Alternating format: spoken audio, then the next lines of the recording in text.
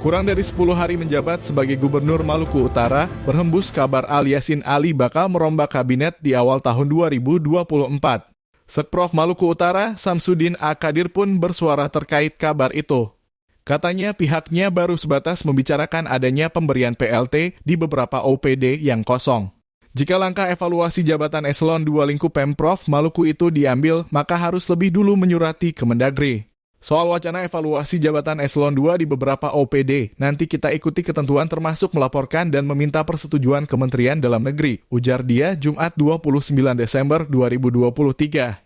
Sementara Kepala BKD Maluku Utara M. Miftah Baai mengaku sejauh ini informasi lelang jabatan eselon 2 dan evaluasi jabatan eselon pada awal tahun 2024 itu belum ada. Informasi itu belum benar, kita masih fokus soal PLT saja dulu yang OPD yang masih kosong jabatan pimpinannya, pungkasnya. Diketahui Wakil Gubernur Ali Yassin Ali ditunjuk menjadi pelaksana tugas Gubernur Maluku Utara oleh Menteri Dalam Negeri Tito Karnavian.